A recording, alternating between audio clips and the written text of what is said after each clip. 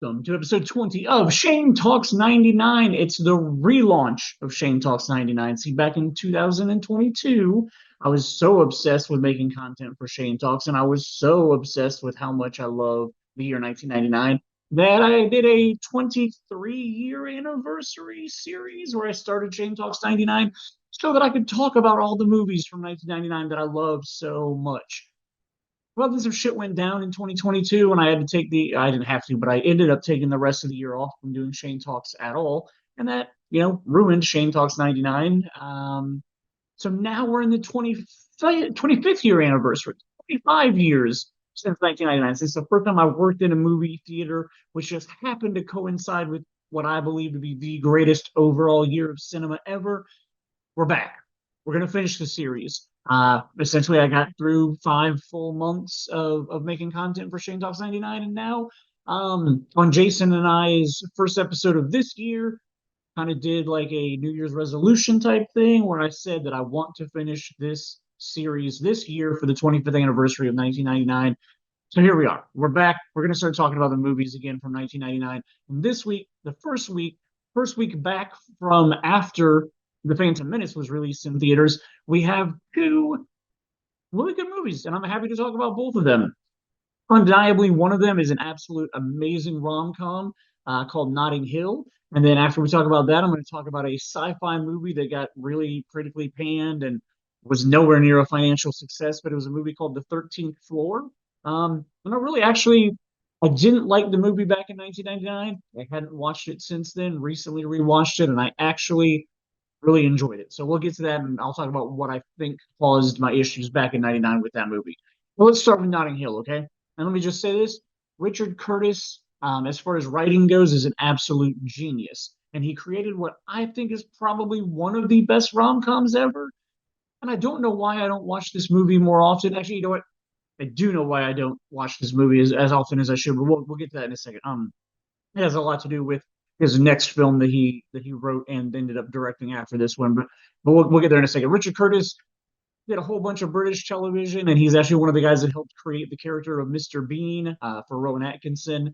It isn't my favorite British content, but like I respect Mr. Bean. It's funny. It's not like exactly the funny that I go for. But anyway, Richard Curtis was a part of creating Mr. Bean. And then in 94, he wrote his first like studio film, as far as I know, and it was a movie called Four Weddings and a Funeral. For me, that was I didn't see that in theaters. I remember I was dating a girl in high school. I watched it at her parents' house in the basement. I don't remember if it was like a video rental we did or if it was on like HBO or something like that. But I know that I didn't see it in theaters. I saw it, years later, home video version of it. Really dug it. It was probably one of my first experiences with Hugh Grant. But it's cool. It was a good movie. Probably about 5 years later, we're in 1999 now, and he wrote and directed Notting. Or not, sorry, he only wrote Notting Hill. Oh, and let's get to that. So Mike Newell directed Four Weddings and a Funeral, and was apparently supposed to come back and do Notting Hill. I don't know why he didn't come back and do it, but we ended up getting a guy named Roger Mitchell who ended up directing Notting Hill. Um, he's got like a fairly decent resume. I won't say decent. He has a fairly lengthy resume of movies that he's directed, but this one and his next movie in 2002, which was called Changing Lanes, a Ben Affleck movie, are the only two things he has directed that I've even seen. So lots of stuff that Roger Mitchell has done, just not stuff that I've ever watched other than those two movies. And I like both of these. I love Notting Hill and Changing Lanes for what it is. I think is a really good movie about how one bad day can really spiral out of control. So if you haven't seen Changing Lanes, definitely worth it. Like this guy, Roger Mitchell from 99 to 2002, two good movies there, buddy. But anyway, I like both of those. So let's talk about Notting Hill. Hugh Grant is back. He was in Four Weddings and a Funeral. He apparently is really good with Richard Curtis dialogue. And so, well, he does it for a third time. Richard Curtis's next movie after Notting Hill, which is why I feel like I just don't watch enough Notting Hill. Richard Curtis wrote and then directed his first studio film, Love Actually. And I mean, if you watch any Shane Talks content or you know me at all, you know that Love Actually is literally like my number one romantic movie, period. Not really anything can argue with it. Maybe Chasing Amy is up there with it, but they're just one and two. And so when it comes to Richard Curtis and it comes to Hugh Grant, like Love Actually is the movie that I think of, and so I think that's why I don't watch Notting Hill as much as I should. But I just watched it recently, and this movie literally stands up, and I really remember how much I enjoy this movie. I just Hugh Grant plays a travel bookshop opener. Like it's not even a bookshop. It's just a bookstore that only carries travel books. And so for some reason, Julia Roberts' character magically comes in one day. They end up flirting, and then things just start going on and on. And Richard Curtis, his script is amazing.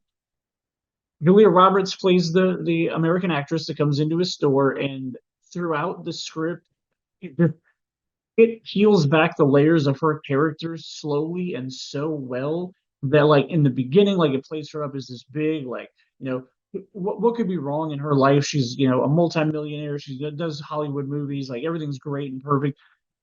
But throughout the course of the script, you kind of learn that she's a very flawed person. She has her own shit going on that, makes her makes her life a little more difficult. And you see her make questionable choices. She's a very down to earth and relatable character. Like as a female lead, she does stuff that normal women don't do in rom coms. Usually they're the ones that are being screwed over by guys and whatnot. And then there's a heartbreaking moment halfway through the movie where despite this relationship that's starting to build, you find out that she has a boyfriend, and that doesn't go over so well. And I mean that gets really really tough. And so like I really think the script does an amazing job of showing that beginning of a relationship and then showing that getting to know each other stuff. Like you're trying to find out stuff about each other, and the script does a really good job of showing you how imperfect people can be.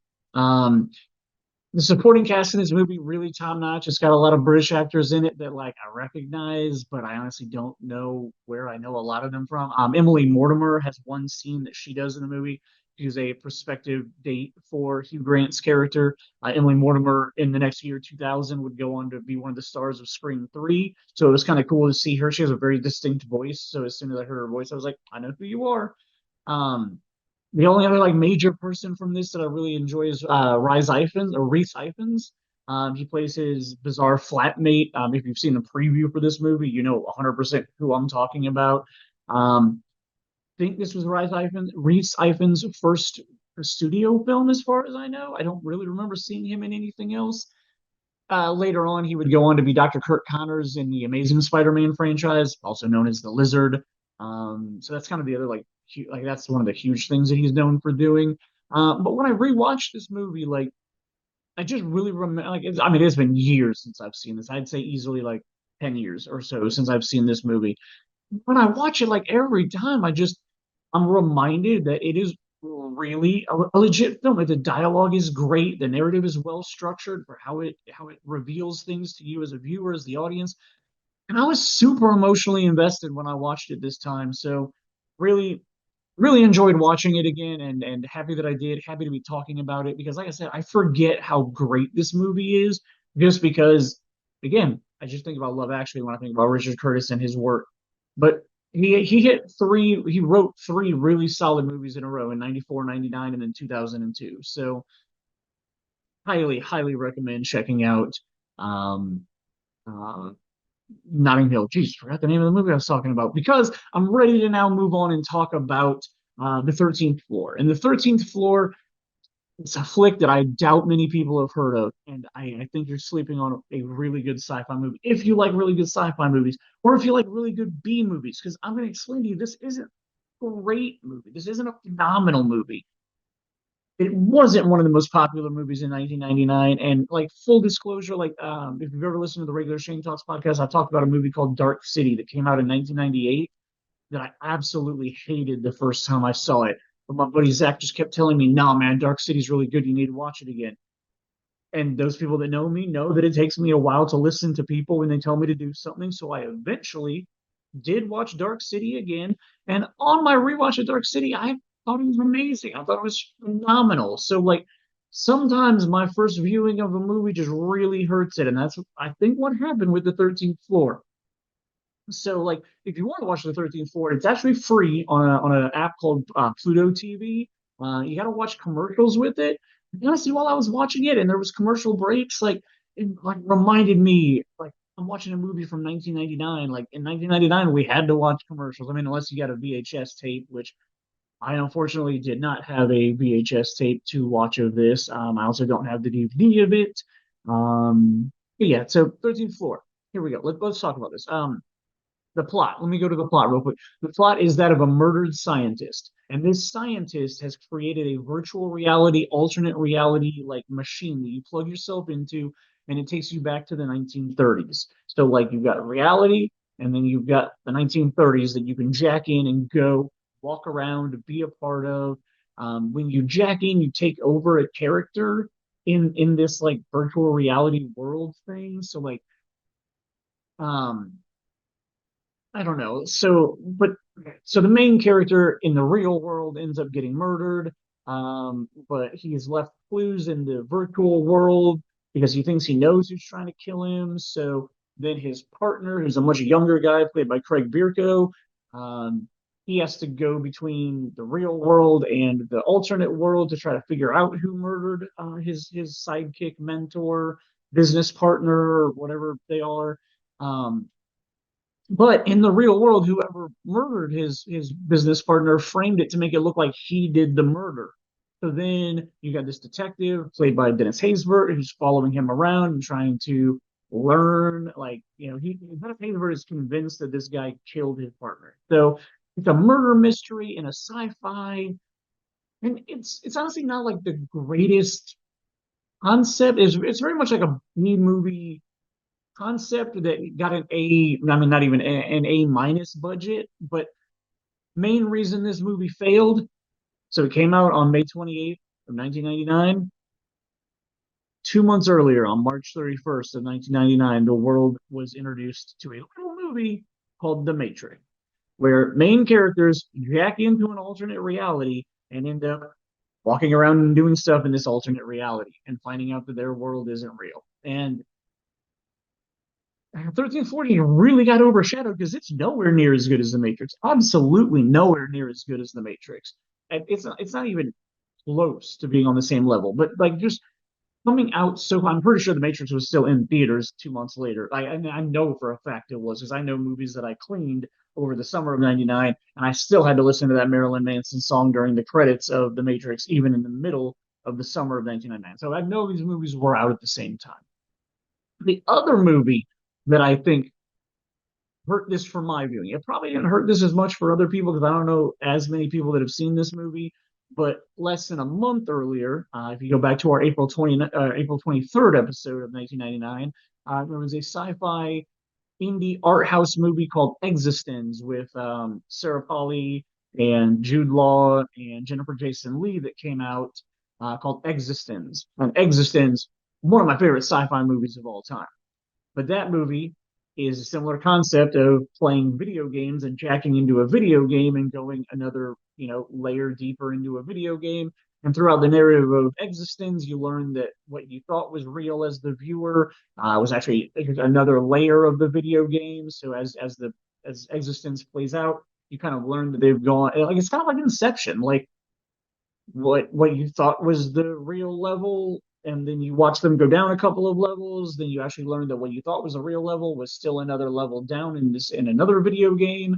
So Existence, just this concept of going deeper and deeper, is another thing that 1 month later, when I watched 13th Floor, without spoiling it too much, it has a very similar concept, a very similar end game as far as the audience goes. So first time I watched this, I've only watched it twice in my life now, but the first time back in 1999 when I watched it, I really remember hating this movie. And I hated it because I had just seen two other movies that were like merged together into this. So all three of these movies coming out in 1999, all three of these movies coming out like 2 months apart from each other, being a post Matrix movie, like any sci-fi thing that tried to follow the Matrix was just never going to live up to it and always be compared to it. I literally think if the 13th Floor had come out in 1998, it would have done better than it did. And again, I'm not saying that it's an amazing film. I'm not saying that it deserves like Matrix level stuff, but like I think it would have done a lot better and been better received because nobody would have been comparing it to the Matrix. Like there were so many movies post the Matrix for years. that were just compared back to the Matrix, and nothing compares to the Matrix. But this one, watching it this week, I really, really enjoyed this movie. I enjoyed it so much more than I ever remembered enjoying it. And like, let's look at the cast real quick. Stars Craig Bierko. Like I said, the only other thing that I remember him in, just going from his name, is I know he was one of the villains in The Long Kiss Goodnight, the Sam Jackson, Gene Davis, Born Identity, Memory, Forget Assassin movie from 1996. So literally the only thing I know Craig Bierko from. I know I've heard his name and I know he's done other stuff. I couldn't tell you any of it off the top of my head. Um, the lead female in this movie is played by Gretchen Mol, who the year previously in 1998 played Matt Damon's girlfriend in the movie Rounders. Top-notch, phenomenal movie. Uh, kind of sad for her that this was her follow-up to that, but it is what it is. Like I said earlier, Dennis Haysbert plays the detective investigator that's trying to figure out who committed this murder. You know him from things like Major League and Heat. He was also the president on the show 24, and then he played the character Snake Doctor on one of my favorite TV shows ever called The Unit. Um, Dennis Haysbert, amazing. But then, like, the standout part of this cast, the thing that when I watched it last week and this character came on, I literally didn't recognize him. And I'm like, his voice is very familiar. He just has a different look to him in this movie. So I had to like get on IMDb real quick, and I was like, who is this guy? It's Vincent D'Onofrio, which means Vincent D'Onofrio had a solid run of movies in the late 90s. Because in 97, he was in Men in Black. 98, he was in The Newton Boys. This movie in 1999, The 13th Floor. And then one of my all-time favorite time travel movies came out in 2000. It's a movie called Happy Accidents that he did with Marissa Tomei. Still phenomenal, one of the greatest time travel reveals at the end of Happy Accidents. Highly recommended. Like Vincent D'Onofrio hit this stretch of really good movies, and I didn't even realize that this was him in this movie until I rewatched it. So really, really happy to see him do that. Again, 13th Floor. I recommend going in with an open like concept, like just accepting that this is not the Matrix. It's kind of like a B quality movie, but the narrative of it does a good job of layering things, confusing the audience, but then revealing stuff to the audience. It's a film noir type mystery. Like I said, detectives are involved, solving a murder is involved. Like it's just not amazing. It's not great, but I really am happy that I watched it again because it's far better than I remember it being. So those are the first two movies in 1999 that were released post The Phantom Menace. Both movies I enjoy. One I love, one I think is good. One of the best rom-coms that I've ever seen, I think. Um, and then a sci-fi movie that just, wasn't greatly executed, but still is worth your time, especially for free. Download the Pluto TV app, watch it. It's 2 hours of 90s sci-fi. CGI, not the greatest. Again, came out right after The Matrix, and there's an obvious budgetary jump between what The Matrix spent on CGI and what 13th Floor did. But still, as far as the story itself goes, a very underrated sci-fi movie, in my personal opinion. So there we go. I will not wait another 25 years to watch either one of those movies. Both really good and enjoyable ones. Next week, it's going to be a little tougher episode because we got Instinct. June 4th will be the next episode. We got Instinct, the Anthony Hopkins movie that was based on a book I never read. But I've heard it's very different from what the movie turned out to be. Um, so Instinct, about a guy who I believe learns to talk to gorillas and then like gets really violent for whatever reason. Again, haven't seen that movie in 25 years. Don't remember liking it at all. So it's going to be an Cuba Gooding Jr. is the supporting cast. And then a movie called Limbo, which I know is David Strathairn, and I know that it played at Castleton Art because that's where I watched it. I don't know if I'm gonna be able to find that one to watch. So we'll see what happens. I might have to do a lot more reading on that and see where my memory stands with it. But that's what we got coming up next week. Shane Talks 99 is back. I'm really looking forward to talking about all these movies that I love, movies that I need to revisit because I haven't seen them in 25 years. For the next 7 months with you guys. So thank you for listening. I appreciate your time.